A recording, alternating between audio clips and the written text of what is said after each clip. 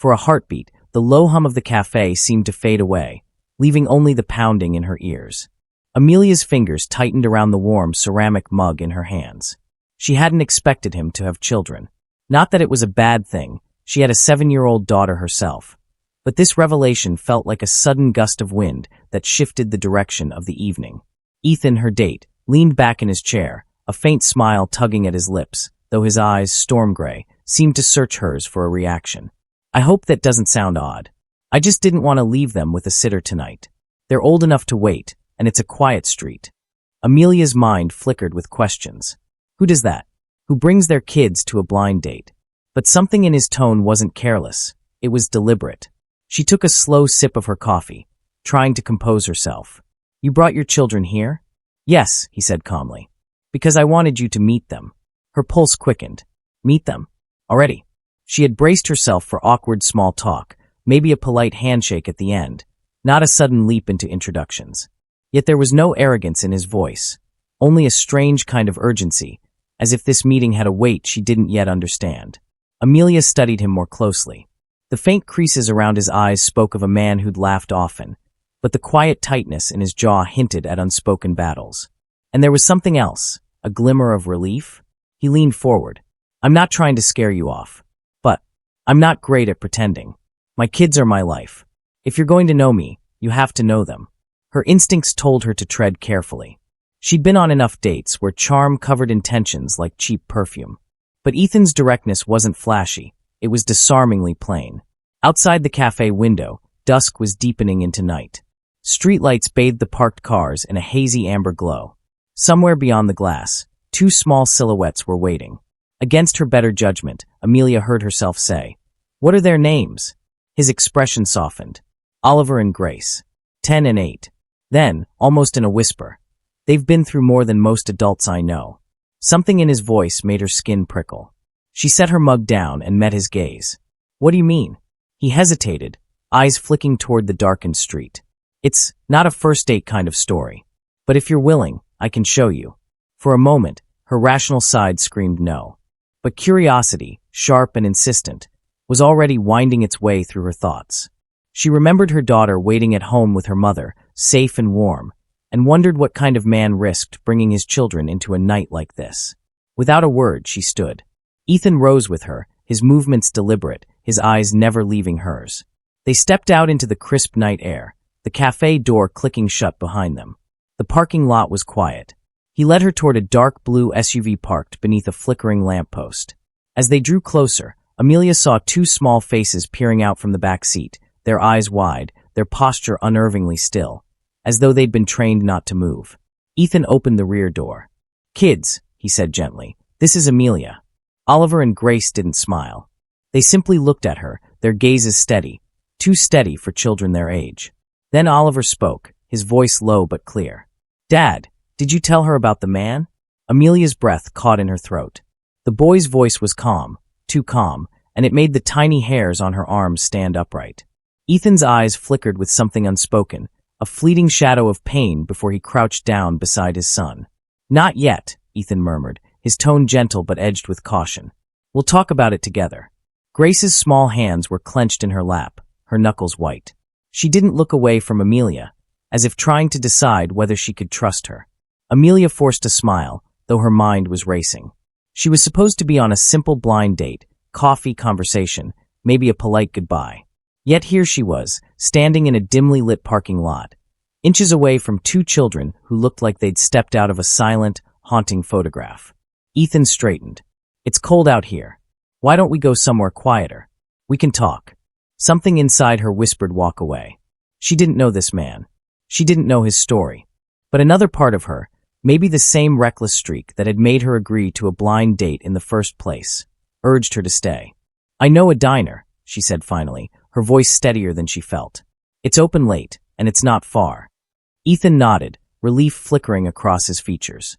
He guided the children out of the car, Oliver stepping out first with a kind of alertness that was unsettling in a 10-year-old. Grace followed, clutching a small stuffed rabbit so tightly its ears were bent at odd angles. They drove separately, Amelia trailing behind his SUV, her headlights carving a path through the sleepy streets. Questions tumbled in her head.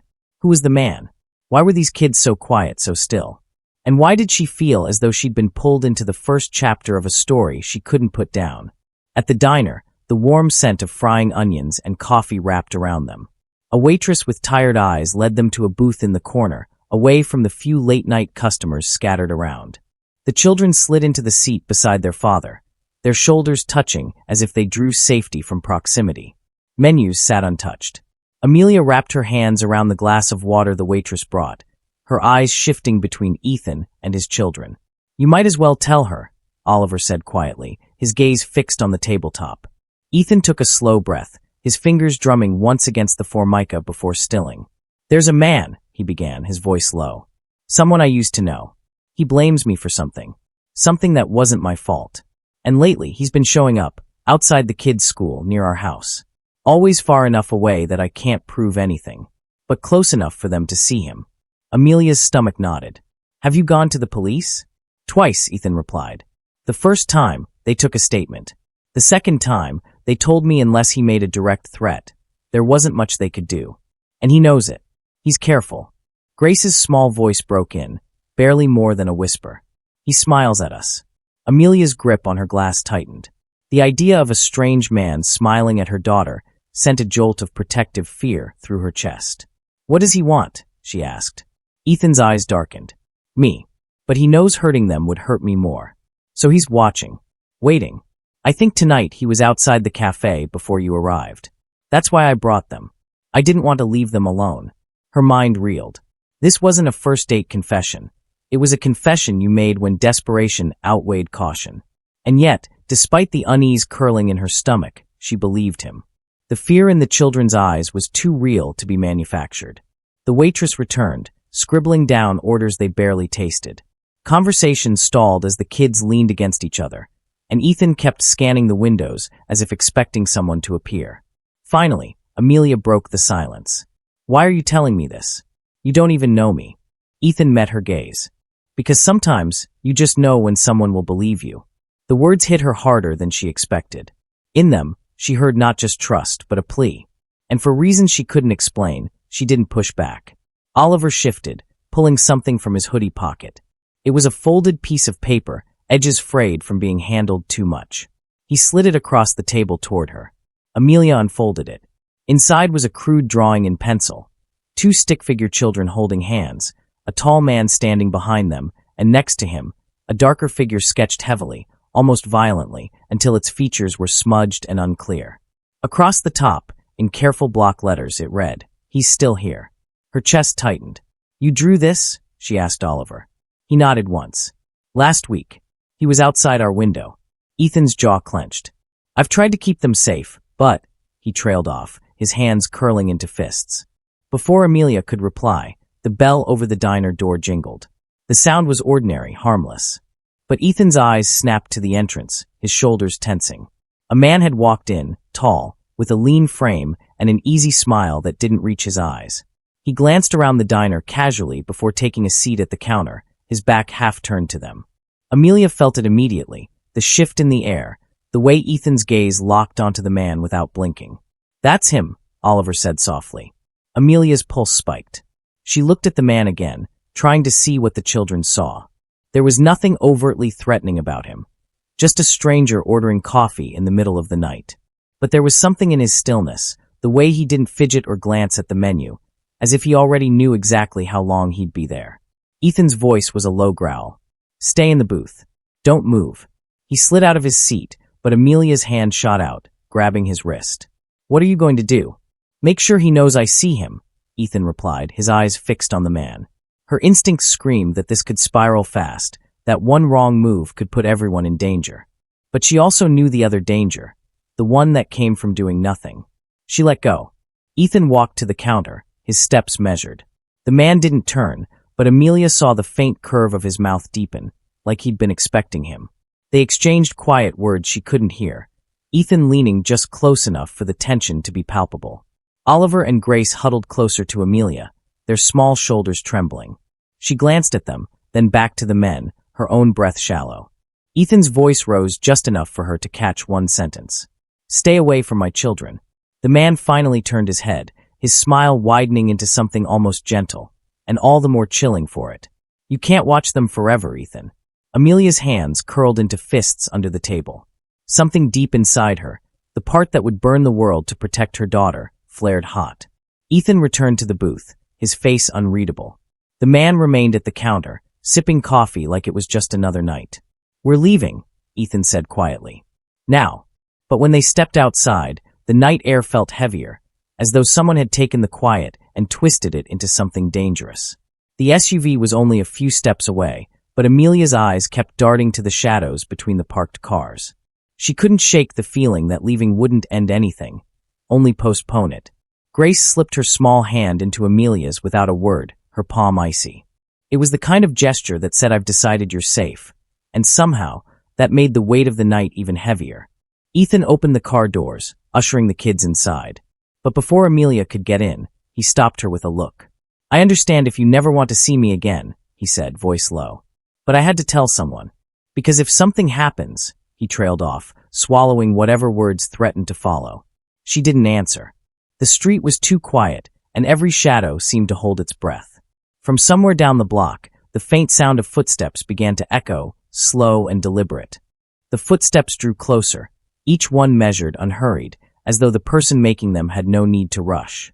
Amelia's eyes strained against the dim glow of the streetlights, trying to make out the source. Ethan's entire body went rigid. Without looking away from the dark end of the street, he whispered, "Get in the car." Oliver and Grace were already buckled in, their wide eyes locked on the approaching sound. Amelia hesitated only a heartbeat before climbing into the passenger seat. Her pulse thudded against her ribs, the air inside the SUV thick with tension. Ethan remained outside, standing between the vehicle and the approaching figure. Then the man stepped into the light. It was the same one from the diner, tall, lean, his hands buried casually in the pockets of his coat. His smile was faint, almost polite, but his eyes, they were the kind of eyes that didn't blink when they should. "You left so suddenly," he said, his voice carrying easily down the street. "We didn't get a chance to finish our conversation." Ethan's voice was low, steady. "There's nothing left to say." The man tilted his head slightly, as if studying an animal caught in a snare. "You're making this harder than it needs to be. You always do." Amelia's fingers gripped the seatbelt across her chest. Every instinct screamed that this man wasn't here to talk. He was here to remind them he could be anywhere, anytime. "You need to leave," Ethan said, taking a step forward. The man's smile didn't falter. "Or what? You'll call the police again? Tell them I looked at you? You and I both know they won't do a thing." His gaze shifted past Ethan, to the SUV, to the children, and then chillingly to Amelia. "And now you've brought someone new into this. That's not very considerate of you." Amelia's stomach turned cold. Ethan moved in front of the SUV's hood, blocking the man's view. "You come near them again, and I swear." "You swear what?" The man took one slow step closer, his voice almost curious. "That you'll finally do what you should have done a long time ago? You've never had the stomach for it, Ethan." The air between them felt like a drawn bowstring, stretched to its limit. Then, in one sharp movement, Ethan stepped forward, his face inches from the man's. "Try me." For a moment, neither moved. The only sound was the faint hum of the streetlight above them. Then the man laughed softly, not out of humor, but in the way someone might when they've confirmed exactly what they wanted to know. He took a step back, his smile widening. "Not tonight, but soon." He turned and walked away, his footsteps fading into the quiet as if he'd never been there at all. But the weight of his presence lingered, heavy and suffocating. Ethan climbed into the driver's seat, slamming the door shut. "Hold on," he said, his voice tight. The SUV roared to life, and they pulled away from the curb, the streetlights flashing past like warning beacons. No one spoke for several minutes. The children sat pressed against each other, eyes fixed on the dark blur of the world outside the windows. Amelia stared ahead, her mind trying to make sense of the shadow that had just passed through their lives. Finally, Ethan broke the silence. "That man, he wasn't always like this. Years ago, we worked together. There was an accident, his brother died. He blames me. No matter what I say, no matter what the evidence shows, he's convinced I'm responsible. And now," his voice faltered, "now he's decided the only way to make me pay is through them." Amelia swallowed hard. "Then you can't keep doing this alone." He glanced at her, something raw in his eyes. "I've kept people away for years because I didn't want them in danger. But you, he shook his head. You saw him once, and you didn't run. She didn't know whether that made her brave or foolish. But she knew one thing. If someone like that man ever set his sights on her daughter, she wouldn't rest until the threat was gone. They pulled into a quiet driveway, lined with overgrown hedges. Ethan's house was small but solid, the porch light casting a soft glow over the steps. He ushered the children inside, locking the door behind them. Inside, the space felt lived in. Family photos on the walls, school drawings taped to the fridge, a blanket draped over the couch. It was a home, but one under siege. Grace set her stuffed rabbit on the couch, then turned to Amelia. Will you stay tonight? Her voice was small, but the question was loaded. Amelia knelt, so she was eye level with her. If it's okay with your dad, I'll stay. Ethan hesitated for a fraction of a second before nodding.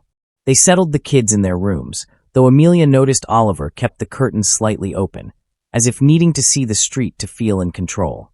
When they returned to the living room, Ethan poured 2 mugs of coffee. Neither touched theirs. He won't stop, Amelia said quietly. I know, and you can't wait for him to make the first move. Ethan's gaze locked onto hers. Then what would you do? She took a breath. I'd make sure he knew that every step he took toward those kids would cost him something. And I wouldn't fight him alone. A faint spark lit in his eyes. Something between determination and the first flicker of hope. Outside, a car passed slowly down the street, its headlights sweeping across the curtains before fading into the distance. For the rest of the night, the house seemed to breathe with them, alert, listening. Every creak of the floorboards, every sigh of the wind against the windows made Amelia's senses sharpen. She sat in the armchair by the front door, Ethan on the couch across from her, both of them watching, waiting. In the early hours, just before dawn, a shape appeared at the edge of the hedges. Tall. Still. Amelia's fingers tightened around the handle of the flashlight on the table. Ethan was already on his feet, moving to the window. The figure didn't move closer. Didn't wave. Just stood there, as if marking the boundary, reminding them he could cross it whenever he pleased. Ethan's voice was a whisper, but it carried the weight of a vow. If he's still here when the sun comes up, it ends today. The sky began to pale, the first traces of light washing over the street. The figure remained for another minute, then stepped back into the trees and was gone. The relief was short-lived. They both knew he wasn't retreating. He was waiting for the next moment. Ethan turned to her, his expression hardening. I'm done being hunted. Amelia met his gaze, feeling the same heat rise in her chest. Then we hunt him back. And in that silent exchange, something shifted. No longer strangers brought together by chance, but 2 people bound by a single, unshakable purpose. Somewhere out there, a man believed he could take away their safety, their family, their peace. He had no idea what he had just woken,